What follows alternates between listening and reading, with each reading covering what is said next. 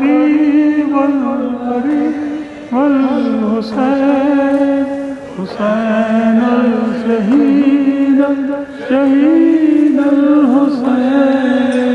اب مجلس منعقد کی گئی، اس مجلس میں ہم آپ کو لے چلیں، اور اس میں جن حضرات نے سوزخوانی کی اور پیشخوانی کی اور اس مجلس میں زاگری کی، ان کو آپ سنیں گے. تو آئیے چلتے ہیں درگاہ کے اندر جہاں پر ایک مجلس کا اہتمام کیا گیا ہے. اللہم صلی اللہ محمد و آل محمد.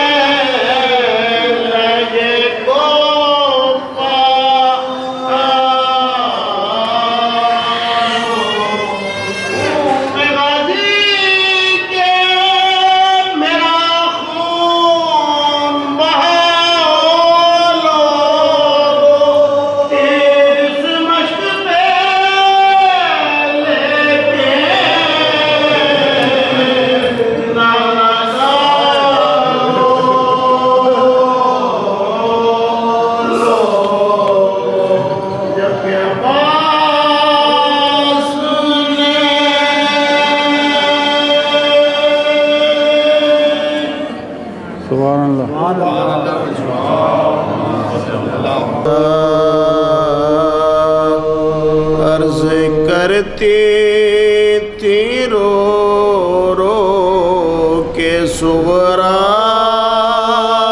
مجھے کو لیتے چلو ساتھ بابا. عرض کرتی تھی رو رو کے صغرا مجھے کو لیتے چلو ساتھ بابا.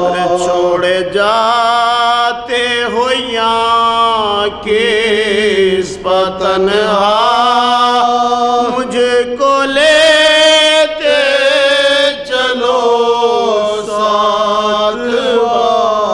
عرض کرتے تھی رو رو کے صغرا مجھے کو لیتے چلو ساتھ بابا. کیسے میں تنہا رہوں گے، میں تو اصغر کو جانے نہ دوں گی.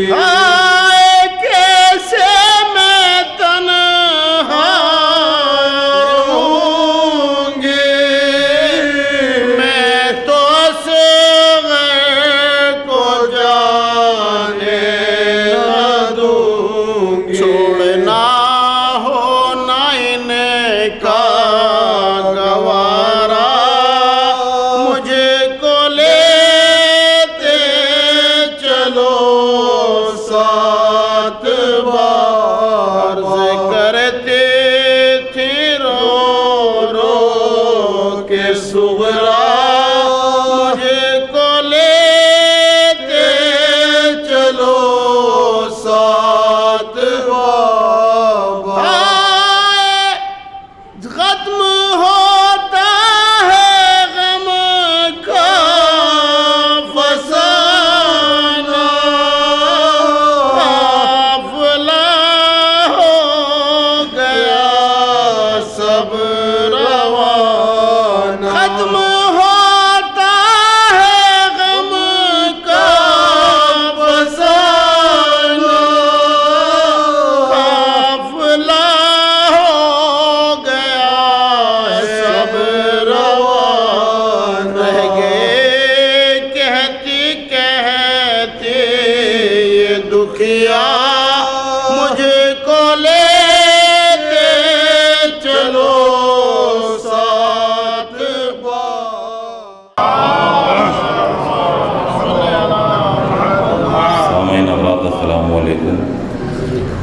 باقاعدہ مجلس کا آغاز ہو چکا ہے۔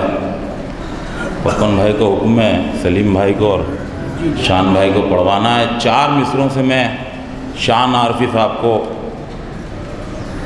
دعوت سخن دیتا ہوں کہ وہ بارگاہ غازی میں نذرانہ عقیدت پیش کریں کہ نجات کے سفینے پر علی کا نام لکھا ہے، نجات کے سفینے پر علی کا نام لکھا ہے، محمد کے مدینے پر علی کا نام لکھا ہے۔ نجات کے سفینے پر علی کا نام لکھا ہے سرکار کہ نجات کے سفینے پر علی کا نام لکھا ہے، محمد کے مدینے پر علی کا نام لکھا ہے، تو سلیمہ کی حکومت پر زوال آ ہی نہیں سکتا، انگوٹھی کے نگینے پر علی کا نام لکھا ہے، انگوٹھی کے نگینے پر علی کا نام لکھا ہے۔ سلیمہ کی حکومت پر زوال آ ہی نہیں سکتا، سلیمہ کی حکومت پر زوال آ ہی نہیں سکتا، انگوٹھی کے نگینے پر علی کا نام لکھا ہے۔ انہی مصروں کے زیر سایہ گزارش گزار ہوں جناب شان علی عارفی صاحب سے کہ وہ بارگاہ غازی میں نذرانہ عقیدت پیش کریں۔ نعرہ حیدری۔ کیا رہا خیموں میں شہ کے ایک اداسی رہ گئی، کیا رہا خیموں میں شہ کے ایک اداسی رہ گئی، کیا رہا خیموں میں شہ کے ایک اداسی رہ گئی، صرف رونے کو محمد کی نواسی رہ گئی، صرف رونے کو محمد کی نواسی رہ گئی، سج گئی قاسم کے ٹکڑوں سے ادھر کرب و بلا، سج گئی قاسم کے ٹکڑوں سے ادھر کرب و بلا، ماں ادھر بیٹے کی دلہن کو سجاتی رہ گئی، کیا رہا خیموں میں شہ کے ایک اداسی رہ گئی، چھینتا تھا شمر چادر اور زینب بار بار، چھینتا تھا شمر چادر اور زینب بار بار، اپنی چادر کے محافظ کو بلاتی رہ گئی، اپنی چادر کے محافظ کو بلاتی رہ گئی، اے مسلمانوں تمہاری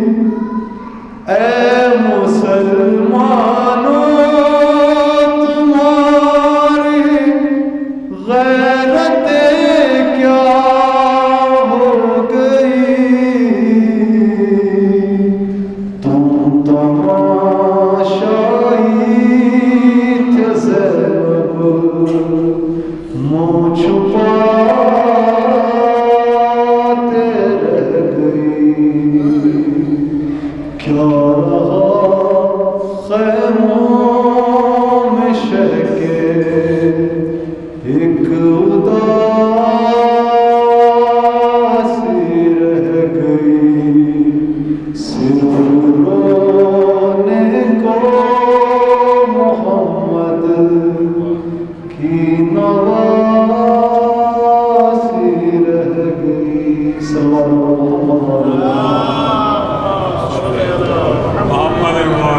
ماشاء اللہ یہ تشان علی حافظ صاحب، خدا ان کی توفیقات میں اضافہ کرے، ان کا مستقبل روشن کرے. بڑے منفرد و یگانہ، بڑے سوز بھری آواز میں انہوں نے مصائب کے شعر سنائے. 2 مصرے پڑھتا ہوں، اس کے بعد سلیم امروی صاحب سے گزارش گزاروں کہ وہ مائک پر تشریف لائیں. چمن بھائی، حسن بھائی قبلہ دیکھے گا کہ جان محمد صاحب ایک نوجوان شاعر تارا گڑھ سے کہتے ہیں، صرف 2 مصرے شہزادی کے حوالے سے پڑھتا ہوں جناب سکینہ کے، کہ بالیاں 2 تھی سکینہ کی برائے اسلام، بالیاں 2 تھی سکینہ کی برائے اسلام، پر خدیجہ تیری دولت کے برابر نکلی. بالیاں 2 تھی سکینہ کی برائے اسلام، بالیاں 2 تھی سکینہ کی برائے اسلام، پر خدیجہ تیری دولت کے برابر نکلی. انہی مصروں کے زیر سایہ گزارش گزاروں جناب سلیم امروی صاحب سے، آپ ایک نعرہ صلوات بلند کر کے ان کا استقبال کریں.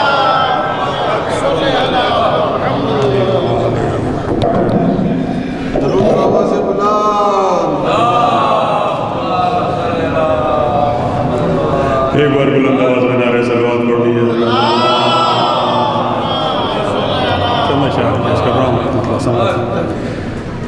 چند اشعار سماعت فرما لیجیے. بارگاہ باب الحوائج میں کیا عالم دار حسینی سا کوئی جرار ہے، کیا عالم دار حسینی سا کوئی جرار ہے، کیا عالم دار حسینی سا کوئی جرار ہے، ہو بہو جو لگتا ہے، ہو بہو لگتا ہے جیسے حیدر کرار، ہو بہو لگتا ہے جیسے حیدر کرار ہے، نہ کوئی ہاتھوں میں نیزہ نہ کوئی تلوار ہے، نہ کوئی ہاتھوں میں نیزہ نہ کوئی تلوار ہے، مرضی معصوم میں جھگڑا ہوا جرار ہے،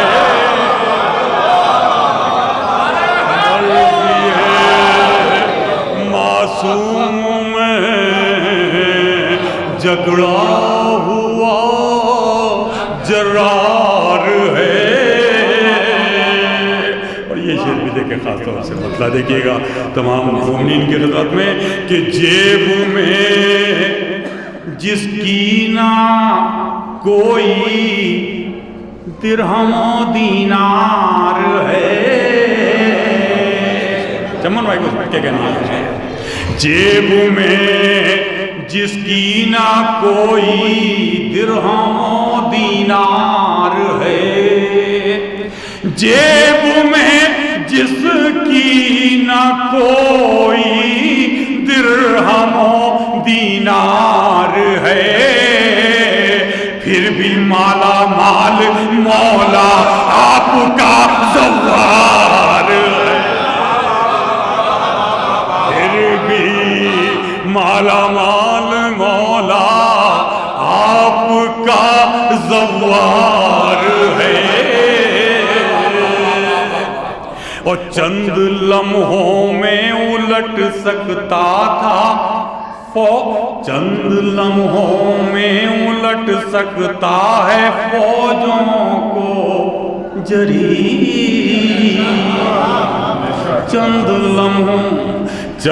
لمحوں میں الٹ سکتا ہے فوجوں کو جری، چند لمحوں میں الٹ سکتا ہے فوجوں کو جری،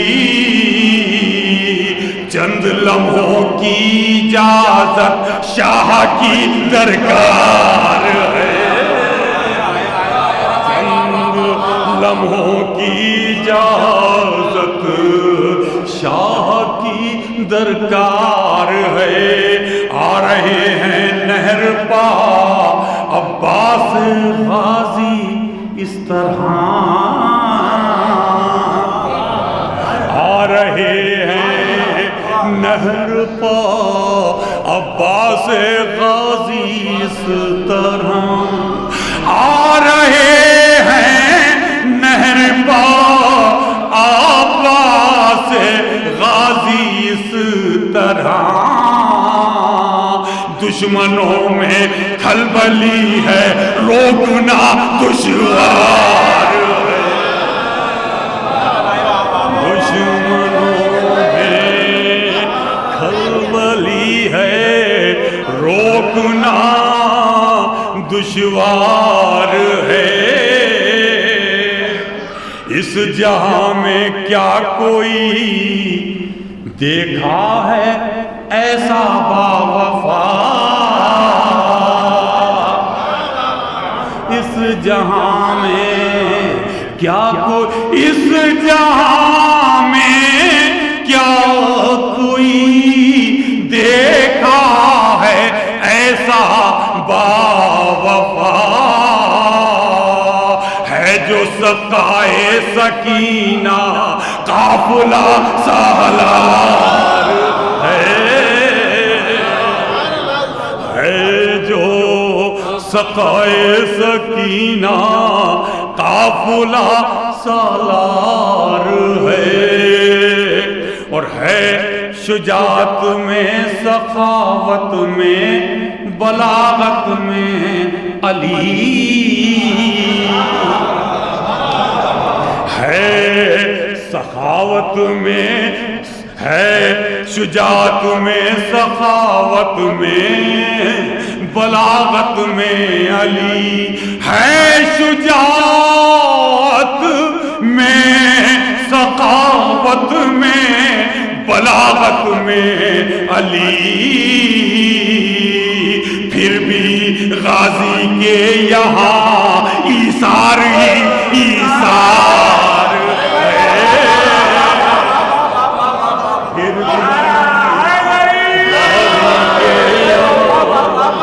پھر بھی غازی کے یہاں ایثار ہی ایثار ہے، پھر بھی غازی کے یہاں ایثار ہی ایثار ہے، اپنے بھائی سے وہ ہرگز دور رہ سکتا نہیں،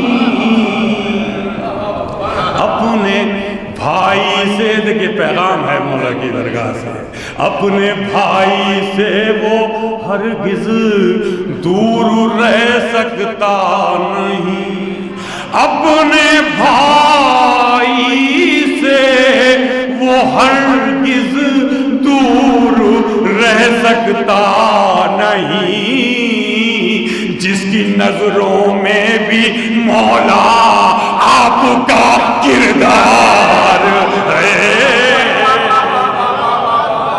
جس کی نظروں میں بھی مولا آپ کا کردار ہے، جس کی نظروں میں بھی مولا آپ کا کردار ہے، یہ تو ممکن ہی نہیں بھٹکے کہیں وہ در بدر، یہ تو मुमकिन ही नहीं भटके कहीं वो दर बदर, आपके दर पर जो मौला आपका ज़व्वार है,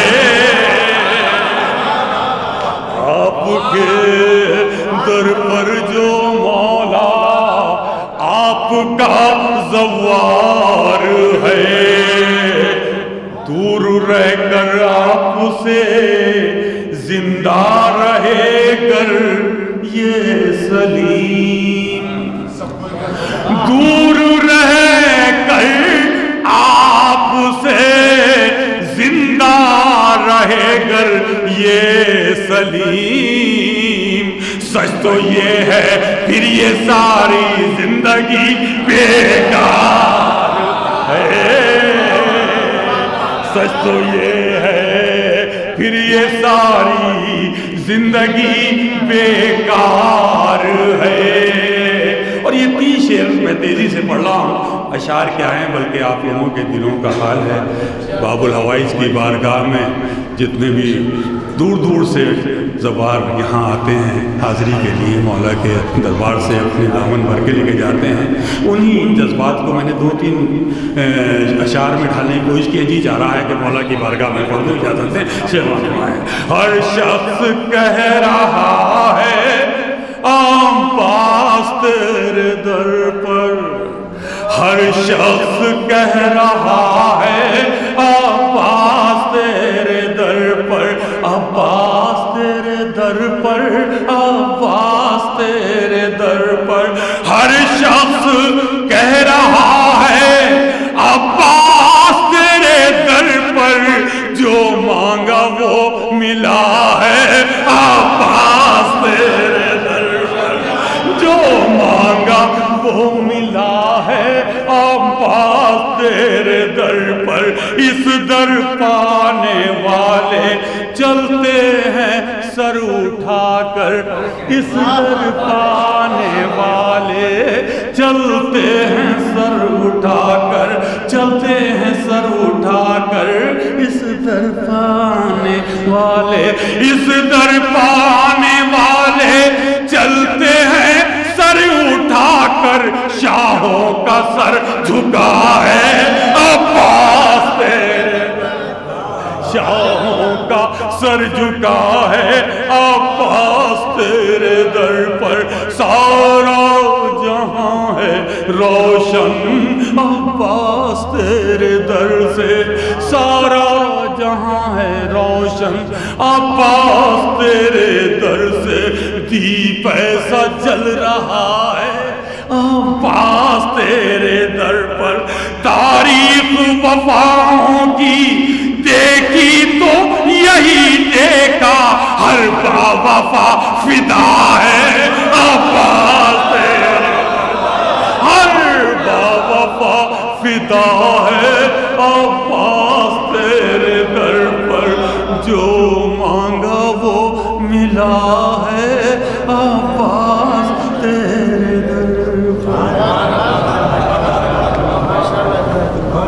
हज़रात, ये तो जनाब सलीम अमरोवी साहब जो यकीनन अपने मुनफरिद व यामान अंदाज में पेशखानी के फ़राइज़ अंजाम दे रहे थे।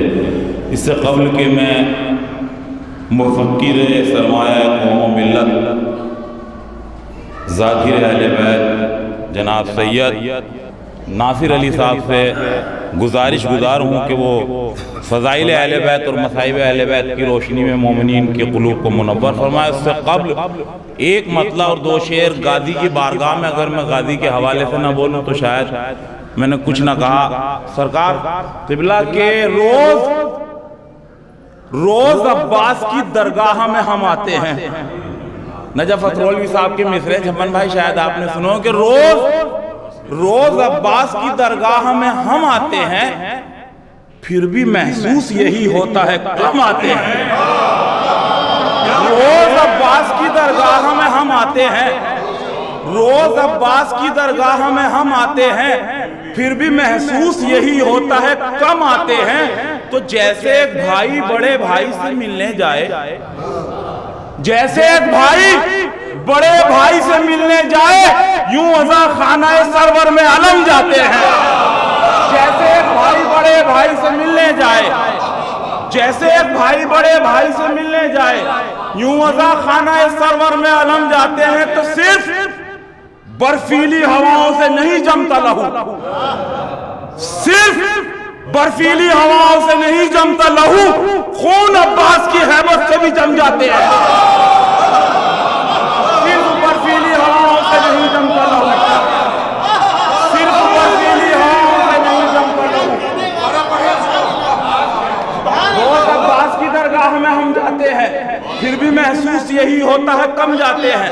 जैसे एक भाई बड़े भाई से मिलने जाए, जब भी अलम अज़ा खाने में जाएंगे तो अलम को झुका के ले जाया जाएगा कि जैसे एक भाई बड़े भाई से मिलने जाए यूं अज़ा खाना सरवर में अलम जाते हैं। तो सिर्फ बर्फीली हवाओं से नहीं जमता लहू, खून अब्बास की हैबत से भी जम जाते हैं, खून अब्बास की हैबत से भी जम जाते हैं। इन्हीं मिसरों के ज़ेर साया गुजारिश गुजारूं बड़े इज़्ज़त इनकसार बड़े अदब व एहतराम के साथ ज़ाकिर अहले बैत जनाब सैयद नासिर अली साहब से के वज़े में मिंबर हो के तकरीर साहब लोगों के क़ुलूब को मुनव्वर फरमाए। नारा हैदरी।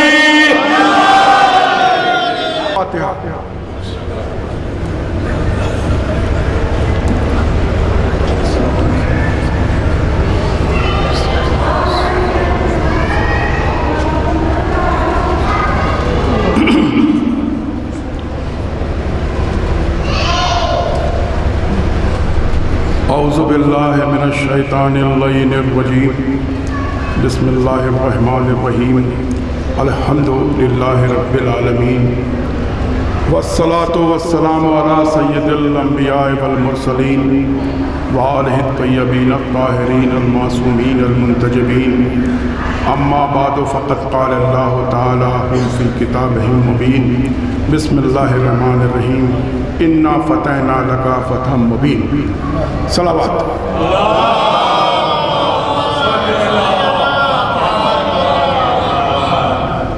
बाबुल हवाइज के इस बज़्म में बगरा के इस पुरमुक़द्दस माहौल में और इस सरज़मीन पर जहाँ क़दम अब्बास आ चुका, ये ज़मीन भी खाक शफ़ा बन गई।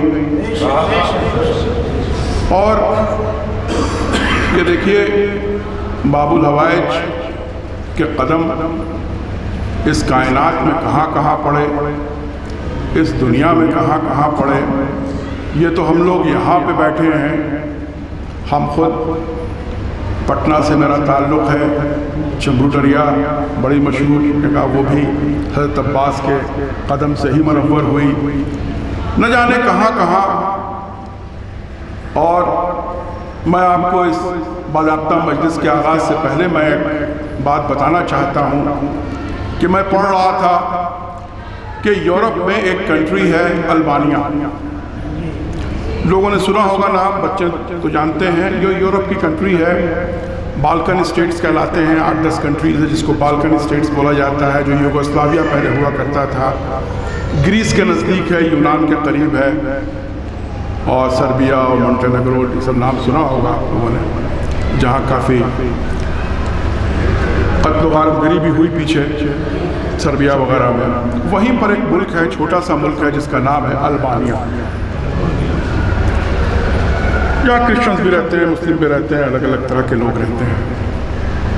मैं देख रहा था कि अल्बानिया के जो पेट्रन सेंट हैं, यानी हर मुल्क के कोई एक ऐसी हस्ती होती है जिस पर सारा मुल्क उसको अक़ीदत की नज़र से देखता है। जैसे हिंदुस्तान में जैसे ख्वाजा मोइनुद्दीन चिश्ती, कि हर तरह के लोग, हर ख्याल के लोग उनको इज़्ज़त की निगाह से देखते हैं। वैसे ही अल्बानिया जो ये कंट्री है, ये यूरोप की कंट्री है। देखिए यूरोप में अरब से बहुत दूर, वहाँ के पेट्रन सेंट वो हज़रत अली, हज़रत अब्बास अलैहि।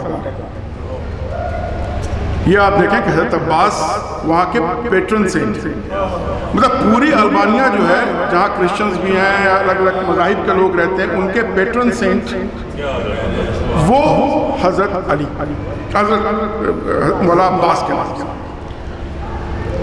हज़रत अली नाम हम लोग के ज़बान पर इतना चढ़ा रहता है, کہ ہم نام جس امام کا لے وہ پہلے نام علی کا آتا ہے، یہ نہیں ہے۔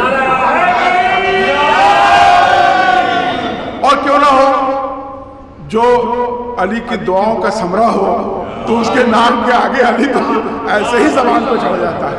بہرحال تو میں نے یہ دیکھا، میں نے یہ سوچا کہ آخر یہ البانیہ میں، یہ اتنی دور دراز کی کنٹری، عرب سے ہزاروں میل دور، یہاں یہ حضرت عباس کہاں سے آ گئے ان کے ذہن میں؟ پتہ چلا یہ کہ باربیرینز ہوا کرتے تھے، جب رومن امپائر ٹوٹا تو ایک فوج بنی جو ہر طرف لوٹ مار کرتی تھی جا کر کے، اور لوگوں کو مار دھاڑ وہاں سے لوٹ کے لے آنا، خزانہ لانا، یہ کرنا، تو یہ باربیرینز کہلاتے تھے۔ اگر ہمارے بچے بہتر جانتے ہیں جو تاریخ ہے اس سے، کہ باربیرینز کہلاتے تھے جو یورپ میں جہاں جہاں کنٹریز سے وہاں جا کے لوٹ مار کرتے تھے اور قتل و غارت گری بھی کرتے تھے۔ جب وہ البانیہ میں پہنچے تو وہاں ایک ٹرائبل گروہ تھا، ٹرائبس تو جانتے ہیں آپ لوگ، تو قبائلی، تو ایک قبائلی گروہ تھا جو وہاں سب سے زیادہ لوگ رہتے تھے اس قبیلے کے۔ وہاں کیا ہوا تھا کہ کچھ 100 سال پہلے، 200-300 سال پہلے، یہ قصہ ہے 1300-1400 ہجری نہیں، عیسوی کا۔ تو اس کے پہلے ترکی لوگ جو ہے وہاں، انہوں نے حملہ کبھی کیا تھا، پھر وہ چلے بھی گئے۔ وہاں ترکیوں سے ان قبائلیوں نے سن رکھا تھا کہ ایک ہستی ہے جس کا نام ہے حضرت عباس، اور ان کی خاصیت یہ ہے کہ یہ بغیر ہاتھ کے لوگوں کی مدد کیا کرتا ہے، اور جو کہ سینکڑوں سال پہلے شہید ہو گئے تھے کربلا میں، تو یہ انہوں نے سن رکھی۔ اب یہ جو باربیرینز آئے، ہر جگہ انہوں نے غارت گری کی، اغل بغل کی جو کنٹریز تھی، جیسا کہ میں نے کہا سربیا ہے، مونٹینیگرو ہے، گریس ہے، وہاں خوب انہوں نے قتل و غارت گری کی تھی۔ سو لوگ ڈرے ہوئے تھے، اور یہ بیچارے قبیلے کے لوگ سب، ان کو اور کچھ تو سمجھ میں آیا نہیں۔ ان کے لوگوں کو یہ یاد تھا کہ صاحب یہ ہماری یہ سینہ بسینہ جو ہے کہ ایک شخصیت ہے جس کا نام ہے عباس۔ تو سب ایک پہاڑ ہے، ایک ماؤنٹین، اس پہاڑ پہ چلے گئے، اور اس پہاڑ پر جا کر کے، میں یہ قصہ اس لیے بیان کر رہا ہوں کہ یہ باب الحوائج کا گھر ہے، اور میں اس لیے آپ لوگوں کو چاہتا ہوں کہ یہ آپ ہی نہیں، دنیا میں کئی جگہ ہے، کئی جگہ ہے جہاں انہوں نے مدد کیے جاتے ہیں۔ تو وہ ایک پہاڑ ہے ماؤنٹ ٹورو، اس پر لوگ چڑھ گئے، اور چڑھنے کے بعد زور زور سے انہوں نے حضرت عباس کو پکارنا شروع کیا، اور ہوا کیا کہ باربیرینز نے اس پورے علاقے کو گھیر رکھا۔ تو جب پہاڑ پر چڑھ کے انہوں نے حضرت عباس کو مدد کے لیے پکارنا کیا، تو اب دیکھیے ان کی یہ ہسٹری ہے، تو دیکھا کہ ایک شخص نمودار ہوا سفید گھوڑے، اور وہ آ گیا۔ اب پہچانا اس لیے کہ ان کا ہاتھ نہیں تھا، لیکن وہ شخص سفید گھوڑے پر چڑھ کر کے وہ البانیہ کے اس پہاڑ کے نیچے آ گیا۔ باربیرینز اندر آ چکے تھے حملہ کرنے کے۔ وہ شخص جو کہ پکارا تھا عباس کو، اس لیے میں یہی کہہ رہا ہوں کہ وہ عباس تھا، وہ گھوڑا لے کر کے اس پہاڑ کی چوٹی پر پہنچے، اور انہوں نے ان قبائلیوں کو کہا کہ تم سب اپنے اپنے گھر جاؤ، اور اس پہاڑ کی چوٹی انہوں نے، یہ جو باربیرینز فوج آئی تھی یورپ کی، وہ پہاڑ کی چوٹی سے للکارا کہ دیکھو تم چلے جاؤ ورنہ تمہاری جنگ مجھ سے ہو۔ باربیرین سے کہتے ہیں کہ صاحب ان کی آواز میں جو بھی آپ نے کہا کہ صرف ٹھنڈک سے یہ خون نہیں جمتے ہیں، ہیبت عباس سے بھی خون جم جاتے ہیں، جو شاعر نے کہا۔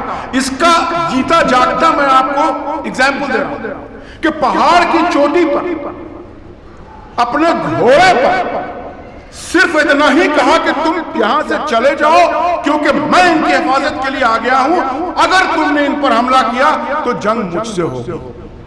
باربیرینز نے کہا کہ اس شخص کی آواز میں اتنا روک تھا اور ان کی آنکھوں میں اتنی ہیبت تھی کہ باربیرینز ڈر گئے کہ یہ ہیں کون، اور اتنے ڈر گئے کہ باربیرینز وہاں سے بھاگ گئے۔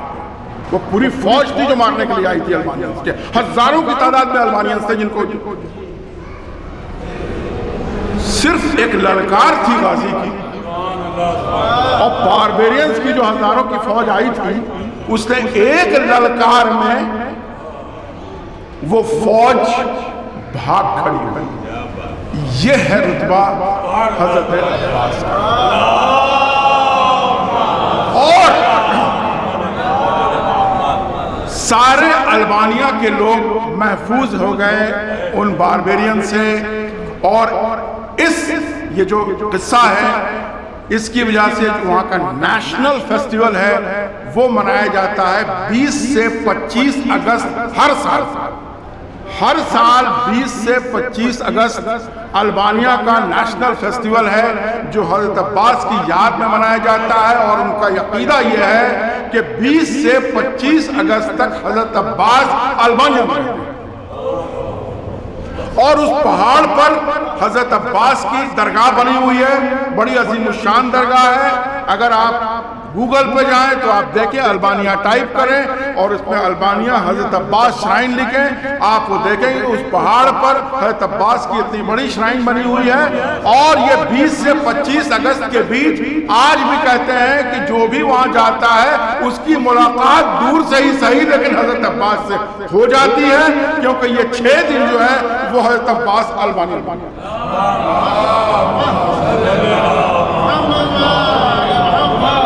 یہ ہیبت عباس ہے، وہ تو ہے، لیکن یہ گھرانہ وہ ہے کہ جس نے جہاں کہیں بھی پکارا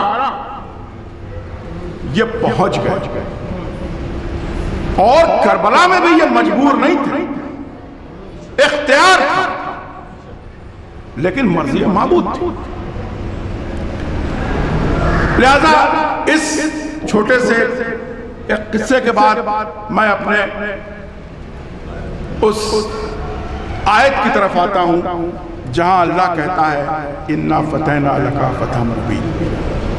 یہ سورہ فتح جو قرآن کی 26ویں سورہ ہے اس کی پہلی آیت ہے، بہت چھوٹی سی لیکن بڑی معنی خیز، اور آج کے دور میں تو بڑی معنی خیز۔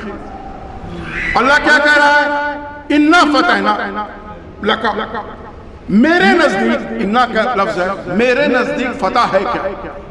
ابھی تک تو اسلام کے پہلے تک یا ابھی بھی منتشر ذہن تو یہی سمجھتا ہے کہ جس نے جو غالب ہو گیا کسی پر وہی فاتح ہے، جس نے کسی کا سر کاٹ دیا وہی فاتح ہے، جس نے کسی سامنے کی فوج کو پسپا کر دیا وہی فاتح ہے، جس نے کسی پر ظلم کر کے اپنے ظالم ہونے کا جھنڈا پھہرا دیا وہی فاتح ہے۔ دنیا تو یہی سمجھتی ہے نا کہ فاتح وہی ہے۔ اب اللہ کہہ رہا ہے کہ میرے نزدیک فاتح کون ہے؟ اِنَّا فَتَحْنَا لَكَ، میرے نزدیک فتح کس کو کہتے ہیں؟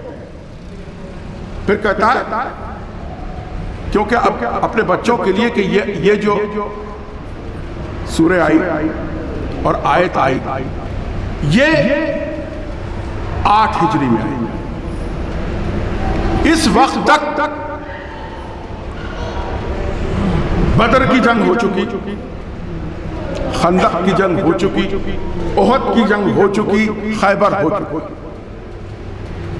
اسلام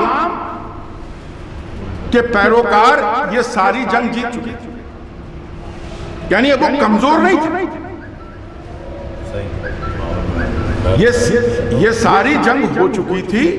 اب رسول اور ان کے رفقا کوئی کمزور نہیں تھے، وہ پوائنٹ آف اسٹرینتھ پہ تھے، وہ ایک مضبوط حالت ہے. اب رسول، اب اس کا پس منظر میں بیان کر رہا ہوں، تب آیت کا مفہوم سمجھنے میں آسانی ہے. ایک مضبوط استھتی میں پوائنٹ آف اسٹرینتھ کے ساتھ اب رسول حج کے لیے جا رہے ہیں. آپ بتائیں، یہ چاروں جنگ ہو چکی ہے، کوئی روک سکتا تھا؟ ارے جب 313 تھے تب تو روک نہیں سکے، آج تو ہزاروں کی تعداد میں جا رہے ہیں رسول کے ساتھ. اور جتنے جو اسلام مخالف قوتیں کے جو سردار تھے، ابو جہل، ابو لہب، عمرو بن ابن ود، یہ سب مارے جا چکے ہیں. سارے عرب کے سورما جو اسلام کے خلاف نبرد آزما تھے وہ سب مارے جا چکے ہیں. کوئی آج کے دن اس حالات میں رسول جو ان کے ساتھ ہزاروں ان کے ساتھی جا رہے ہیں، کوئی روک سکتا تھا؟ لیکن کیا ہوا؟ رسول نے مکہ میں داخل ہونے کے پہلے اپنے صحابہ کو بھیجا اور کہا کہ ان کو کہو کہ ہم لوگ حج کے لیے آنا چاہ رہے ہیں. اگر وہ صلح چاہتے ہیں، وہ امن و شانتی چاہتے ہیں، تو وہ آئیں، ہم سے بات کریں. ہم بھی صلح چاہتے ہیں اور ہم چاہتے ہیں کہ پیسفل طریقے سے امن اور بھائی چارگی کی حالت ہم لوگ مکے میں داخل. یاد رہے، اسلام کی ساری جنگ اس کے پہلے اسلام کے جو سپاہی وہ جیت چکے ہیں، کمزور پوزیشن میں نہیں ہیں. لیکن اب رسول یہ چاہتے ہیں کہ کوئی جنگ نہ ہو، کوئی آپس میں خلفشار نہ ہو. اچھا، وہ تو ایسے ہی کمزور بیٹھے تھے، ان کو تو ایسے ہی ڈر تھا. اب جب دیکھیے، جو آدمی کمزور ہوتا ہے نا، جو مضبوط ہوتا ہے، اگر وہ مصالحت کا کرتا ہے تو سامنے والا اکڑ جاتا ہے. وہ سمجھتا ہے کہ اچھا اس کے مطلب ہے کہ ہم سے ڈر گئے، ہے نا. آپ کے اندر کہو کبھی ہاتھی جا رہا ہوتا ہے، کتے سب بھونک رہے ہوتے ہیں، اور وہ ذرا سا ہاتھی رک جاتا ہے تو وہ کتا سمجھتا ہے کہ ہماری وجہ سے رک گیا، اور وہ اور بھونکنے لگتا ہے. تو یہ تھا کیا کہ جب انہوں نے مصالحت کے لیے بھیجا تو انہوں نے سمجھا اچھا، کیونکہ عرب قوم نے تو یہ دیکھا ہی نہیں تھا کہ کوئی بہادر بھی وہ امن و آچی کے لیے اور مصالحت کے لیے کوئی ہاتھ بڑھا دے. یہ اس کے پہلے تو ان کا مزاج ہی نہیں تھا عرب کا. تو یہ مزاج ہی نہیں تھا تو انہیں لگا کہ لگتا ہے کہ ہم سے ڈر گئے. اچھا، اب ہوتا کیا؟ آپ مضبوط ہیں، پہلوان ہیں، سب کچھ. چلیے آپ نے سوچا کہ چلو اس سے مصالحت کر لیتے، اور اگر وہ اکڑ جائے تو پھر سامنے والے کو ہوتا ہے اچھا یہ ہم کو جو ہے وہ کمزور سمجھ رہا ہے کیا. اب دیکھیے، رسول جو اللہ کی منشا، اللہ کی جو سوچ ہے، اللہ کیا چاہتا ہے وہی ان کی سوچ. مظہرت صفات الہی کیوں کہا گیا؟ کہ اللہ کے صفات کے مظہر ہیں، یہ وہی کریں گے جو اللہ چاہتا ہے. تو صاحب گئے وہاں، وہ آ گئے. اب صاحب انہوں نے مصالحت کا کہا کہ ہم بھی مصالحت تو چاہتے ہیں، لیکن میری یہ شرائط ہے. اب دیکھیے شرائط، کہتے ہیں صاحب آپ حج کے لیے نہیں جائیں گے، بغیر حج کیے تو واپس جائیں گے. اب یہ اکڑ تھی کہ اچھا آپ آج حج کے لیے جا رہے ہیں، آج تو نہیں جانے دیں. یہ سب کمزوروں کی نشانی ہے. کیا آج نہیں جانے دیں گے، آپ کل آئے گا دیکھیں گے، آج نہیں جانے دیں گے. رسول نے کہا چلو ٹھیک. دیکھیے سارے ہزاروں کی تعداد میں لوگ جا رہے ہیں، حج کے لیے جا رہے ہیں، اور سامنے والے اچھا وہ کمزور ہیں، چاہیں تو رون کے آگے نکل جائیں. रसूल कह रहे हैं ठीक है चलो मैं हज नहीं करता। रसूल उनकी ये शर्त भी मान गए कि हज से वापस, बगैर हज के, यकीन मानिए बगैर हज के वापस आए। 10 साल तक जंग नहीं हो गई। बोल रहा कि मैं तो कभी नहीं जंग चाहता। ये शराइत है। आप जब आएंगे, उसका कहा कि इसके अब अगले साल या उसके बाद जब हज को आएंगे तो कोई आप आर्म्स लेके नहीं आएंगे, बस आएंगे अपना करके निकल जाएंगे। वो भी मान लिया। ये 8-10 शर्तें ऐसी थी जो कि उस वक्त का मुसलमान जो इधर था वो उसके भी गले से नहीं उतर रही थी, और वो कह रहा था कि ये रसूल हर चीज को मान क्यों रहे हैं। लेकिन मोहम्मद जो अल्लाह के सबसे महबूब तरीन वो शनासाए परवरदिगार आलम है, वो देख रहे हैं कि अल्लाह क्या चाहता है। अल्लाह जंग व जदाल नहीं चाहता। अल्लाह की ये जमीन है, उस पर वो खलीफा इसलिए नहीं भेजा था बना के इंसानों को कि यहाँ जंग व जदाल करा। लिहाजा वो जानते हैं कि अल्लाह जंग नहीं चाहता, सूरेजी नहीं चाहता, स्कर्मिशेस नहीं चाहता। अब अगर सामने वाला अपनी हैसियत से ज्यादा भी मांग रहा है लेकिन उसमें पीसफुल एग्जिस्टेंस है, उसमें अमन है, उसमें शांति है, उसमें अखीबत है, उसमें भाईचारगी है, तो रसूल ने सब कहना माना। और आखिर में तो यह कहा कि साहब, उन्होंने कहा कि साहब ये मोहम्मद रसूल अल्लाह, कहते कि साहब आपको तो रसूल मानते ही नहीं। उस पर अली वो भी भर गए और रसूल ने कहा काट दो ना रसूल अल्लाह को। उन्होंने कहा मैं कभी काटता था। तो रसूल ने कलम लेके, शायद पहली बार कलम इस्तेमाल किया था उन्होंने, बाद में तो मिला ही नहीं जब मांगा भी तो रसूल ने अली से कलम ले करके काटा। इन सब का महासल क्या हो कि चाहते तो रौंद के निकल सकते थे, चाहते तो फतेह मक्का उसी दिन हो सकता था, सब कुछ हो सकता था, लेकिन इस्लाम जिसका नाम ही सलामती से है, इस्लाम नाम है सलामती का, इस्लाम नाम है अखिवत का, भाईचारगी का, इस्लाम नाम है मजलूमों के साथ देने का, इस्लाम नाम है हमसायों की पुरसादारी का, इस्लाम नाम है बीमारों की तीमारदारी का। इस्लाम ने कभी भी जंग की इजाजत नहीं दी, कभी भी जंग की इजाजत नहीं दी। इस्लाम में रसूल के वक्त तक जितनी जंगें हुई हैं वो सब डिफेंसिव जंग करने के लिए, रसूल कहीं नहीं जंग कब हुई है, अगर गए भी है तो कब हुई है, जब उन्होंने फरीक ने, सामने वाले ने जो सुलह का एग्रीमेंट किया था, जब उन्होंने तोड़ दिया। खैबर में भी जब गए हैं तो खैबर के पहले ज्यूस से एग्रीमेंट हुआ, जब कि यहां से मेरा काफिला जाता रहेगा और आप उसको तंग नहीं करेंगे और परेशान नहीं करेंगे और मारेंगे नहीं। जब उन्होंने उसको तोड़ा तब खैबर हुआ। फतेह मक्का सुलह हुदैबिया के 2 साल बाद हुई है, जब उन्होंने कुरैश के कुफ्फार ने सुलह हुदैबिया की सारी शराइत को तोड़ दिया। तो कभी भी इस्लाम ने मुदाफ़ती जंग नहीं की है, कभी भी ऑफेंसिव जंग नहीं की है। इस्लाम में मुदाफ़त जंग का तो कोई सवाल ही पैदा नहीं होता।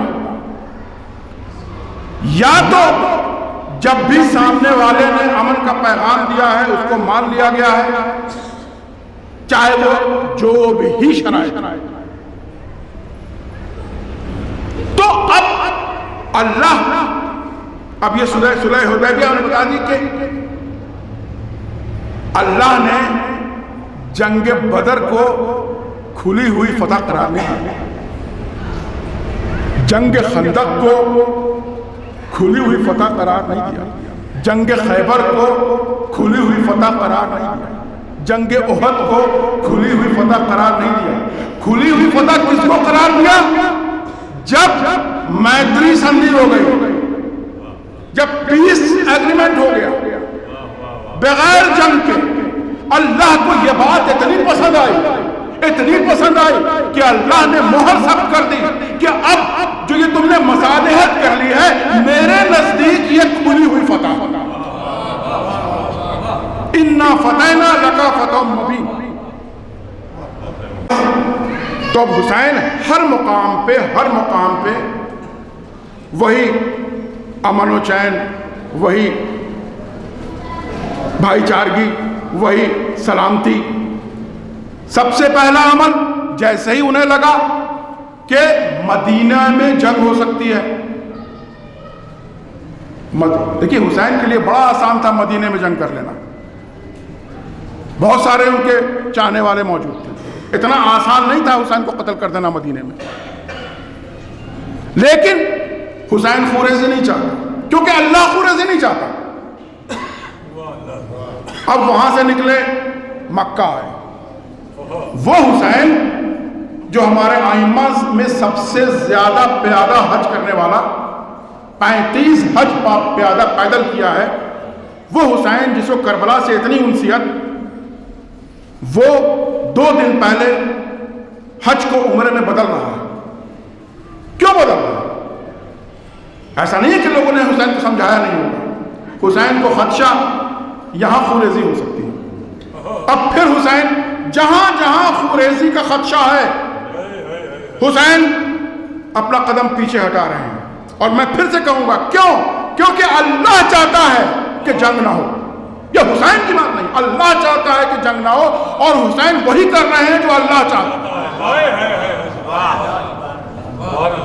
अब मदीने से आगे निकले, अब एक मुकाम आया, जा कहां रहे थे? कूफा, जहां से कूफा का रास्ता शुरू होता है, वहीं पर हुर की फौज। लोगों ने कहा अभी भी यहीं पर जंग कर लें, अभी हम लोग ज्यादा हैं, क्योंकि वहां तक हुसैन के फौज में अच्छी खासी तादाद थी। कई एस्टिमेट के हिसाब से 2-2.5 हज़ार लोग तक वहां तक मौजूद थे। तो कहा कि यहीं पर जंग कर लें, यहां हम खत्म कर देंगे। ये जो फौज है, ये अभी भूखी और प्यासी फौज है, पानी से जा बलब है, प्यास से, आसान मौका है, यहीं पर जंग कर लेते हैं। अब हुसैन वो तो सखावत अली का अमीन है ना, वो शाफ़ा महशर है, वो मोहम्मद सल्लल्लाहु अलैहि वसल्लम का बेटा है, जो तो रहमतुल आलमीन का बेटा है। वो कैसे गवारा करे कि ये फौज तो है मुखालिफ, लेकिन प्यासी है, परेशान हाल है, धूप में कुमलाई हुई है, और फिर जंग करना नहीं, हुसैन को जंग करना नहीं। तो क्या हुआ? सबसे पहले तो पानी पिलाया। जब पानी पिला के ताजा दम हो गए, तब वही अकड़ दिखा दी फिर से। अब कहते कि साहब आप कूफा नहीं जा सकते। हुसैन के लिए बड़ा आसान था यहां पर कि मैं तो जाऊंगा, क्या कर लोगे तुम, लेकिन वही जंग नहीं करना। और इस पूरे काफिले को मुहासरे में लेकर कूफे से दूर ले जाया जा रहा है। हुसैन खामोश, हुसैन खामोश, और करबला पहुंचते। अब आप देखें, मैं बता रहा हूं कि हुसैन किस किस तरह से जंग को टालना चाह रहे हैं, क्योंकि अल्लाह जंग नहीं चाहता, जलाल नहीं चाहता, वो पीसफुल एग्जिस्टेंस चाहता है, वो इस दुनिया में जंग को जलाल नहीं चाहता। और हुसैन जो है मजहर सिफात इलाही का नाम है। अब करबला में पहुंचते हैं, फरात के नजदीक जो जमीन, उसको सबसे पहले खरीदा उन्होंने। अब मालिकाना हक है, मालिक है उस जगह के, उस जमीन के, फरात के किनारे। अब फिर फौज आती है, कहती है साहब आपको यहां से अपना خیمہ تمبو ہٹانا پڑے گا, آپ یہاں سے دور جائیں. بھائی ان کی اپنی زمین تھی, اپنی زمین پر خیمے لگے ہوئے ہیں. مخالف فوج وہ کہہ رہی ہے کہ آپ اپنی زمین سے ہٹ کے دور جائیے. دنیاوی حیثیت سے جنگ یہاں بھی ہو سکتی تھی, اس گھڑی تک فوج زیادہ نہیں تھی مخالف کی, لیکن وہی حسین کو جنگ نہیں کرنی.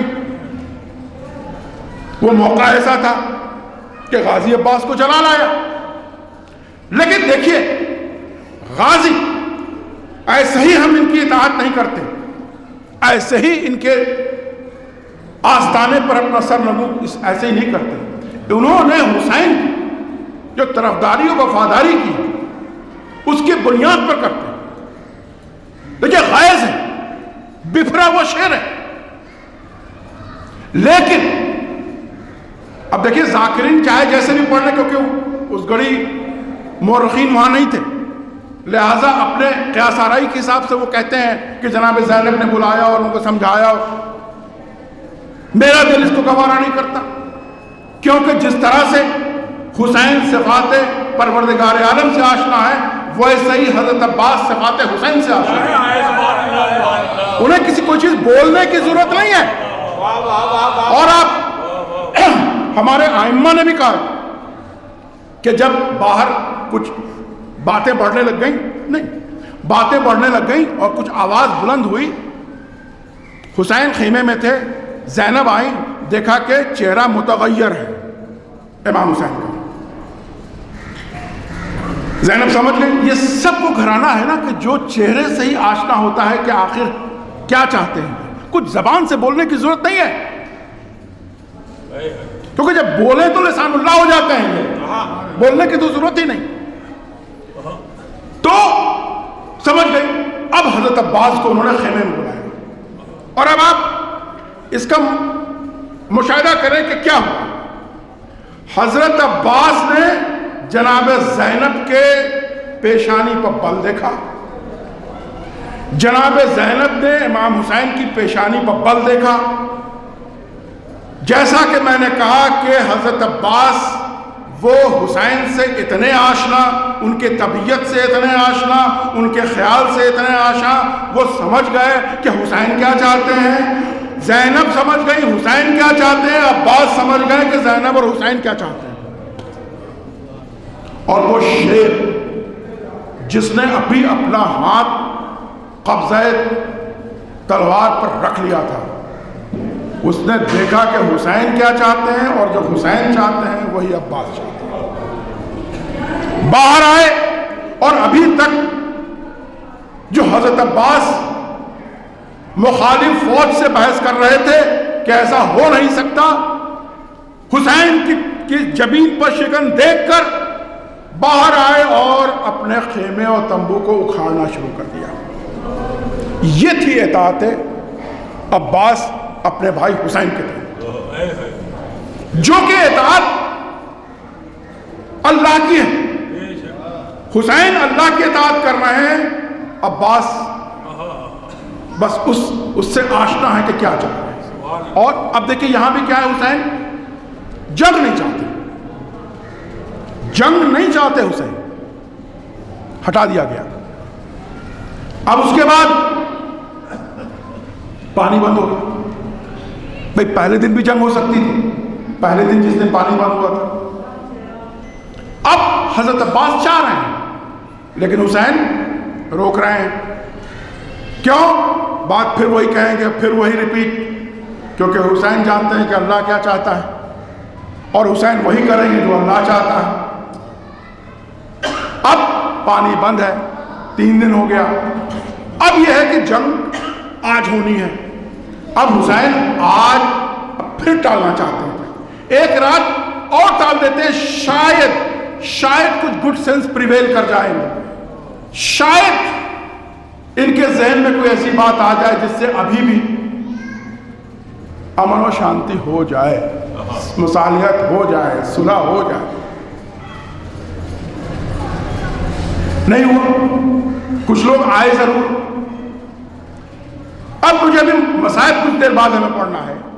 ایک بات میں یہاں پر کہتا ہوں، جب حسین اپنا خطبہ آخر دے رہے تھے، اس وقت 57 سال کا بوڑھا 72 لاشیں اٹھا چکا،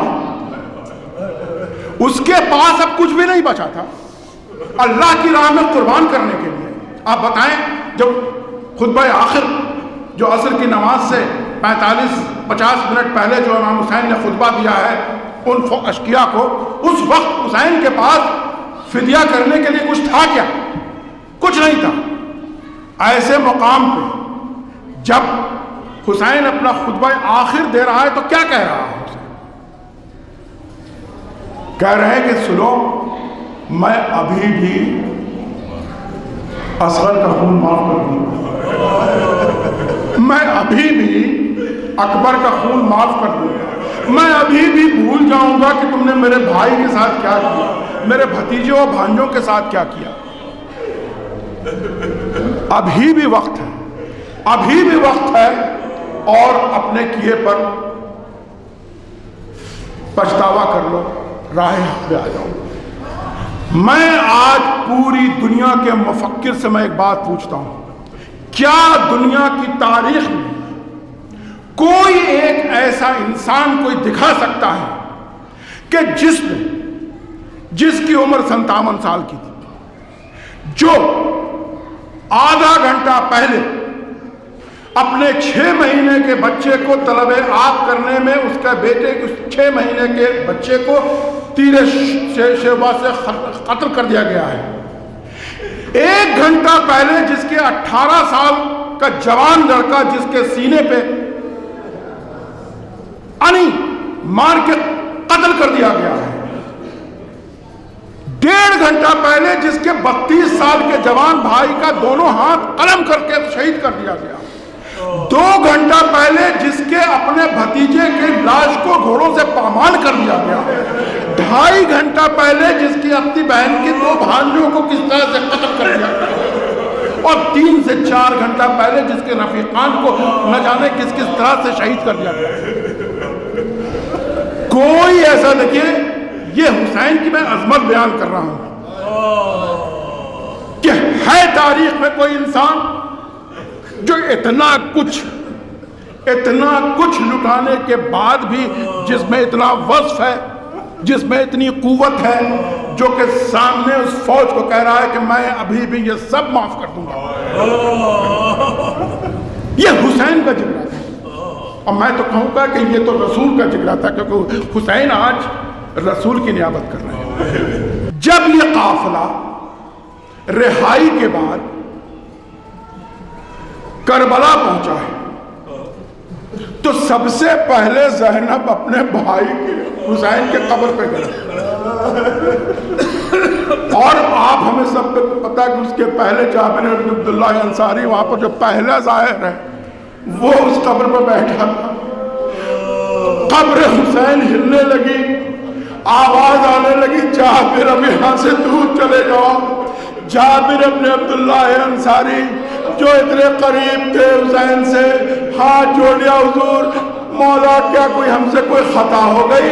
کہا کہ نہیں جابر، تم سے کوئی خطا نہیں ہوئی، لیکن اب میری بہن آ رہی ہے، تم اب یہاں سے دور چلے جاؤ۔ اب یہ قافلہ کربلا میں آیا، جناب زینب حسین کی قبر پہ آئی، اور آپ اپنے ذاکرین سے سنتے رہتے ہیں کہ حسین کی قبر پہ آنے کے بعد زینب نے کیا گریہ کیا، لیکن آج تو ہمیں وہ مجھے مار کا یہ کرنا ہے کہ جناب زینب وہاں سے اٹھی، جناب زین العابدین کو کہا میرے بھائی عباس کی قبر کہاں ہے؟ سید سجاد بھی جانتے تھے کہ یہ معاملہ بڑا ٹیڑھا ہے، جناب زینب کو حضرت عباس سے بڑی محبت ہے۔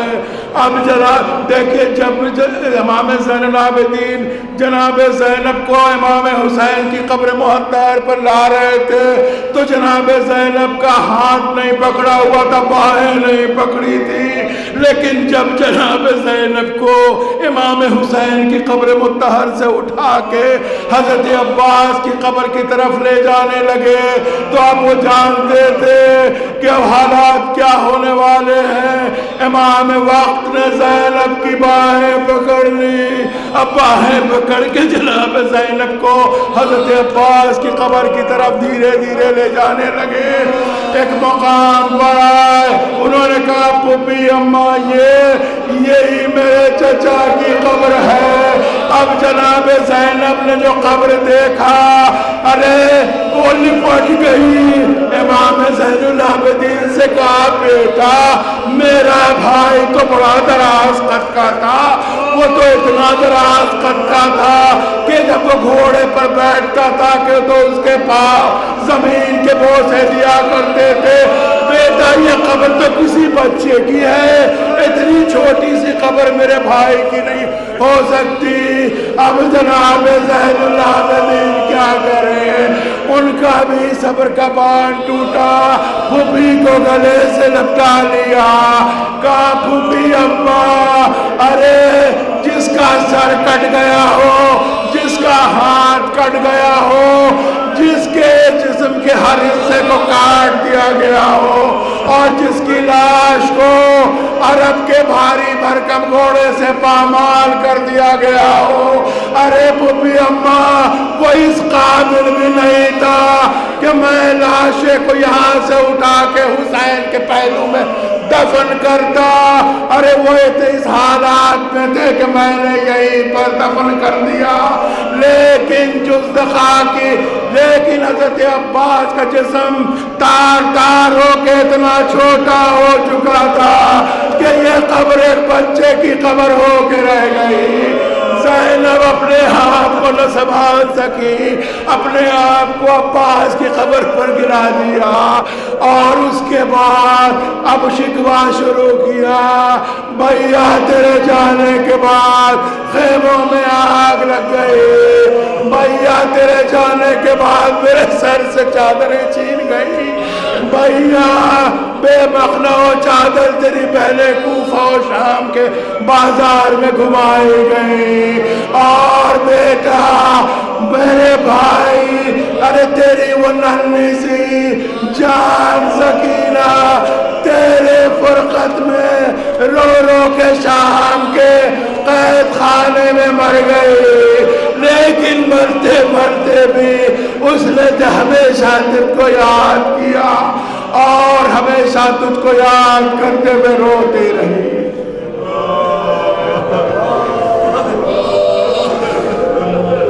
پروردگار عالم اس مجلس کے طفیل میں جو لوگ یہاں موجود ہیں ان سب کی حاجات کو قبول کر، جو لوگ بیمار ہیں ان کو صحت یابی عطا کر، جو لوگ مقروض ہیں ان کے قرض عطا ہو، جو لوگ ان امپلائڈ ہیں ان کو نوکری ملے، جو لوگ پریشان حال ہیں ان کی پریشانیوں کو دور کر دے۔ پروردگار عالم باب الحوائج کے صدقے میں جو لوگ بیمار ہیں ان سب کو شفا عطا کر، خاص طور پر ہمارے تنو ان کی بیٹی بھی سخت بیمار ہے حیدرآباد میں، ان کو باب الحوائج کے صدقے میں کوئی صحت کاملہ عطا کر، جتنے لوگ یہاں موجود ہیں ان سب کو صحت و کامرانی عطا کر، جان مال عزت آبرو محفوظ رکھ پروردگار عالم۔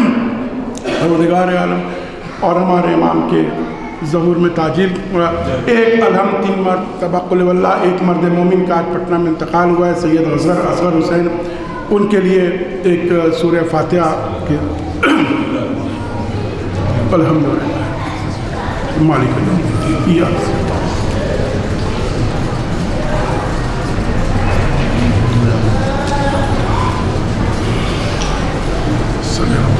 آل محمد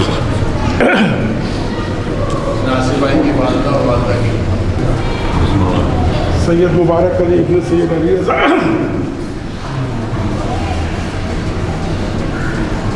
سیدہ مصطفیٰ بن کثیر نور عباس ہائے عباس ہائے عباس عباس ہائے عباس ہائے عباس جبر داسر سے چھنی میں صدا دیتی رہی تو نہ آیا غازی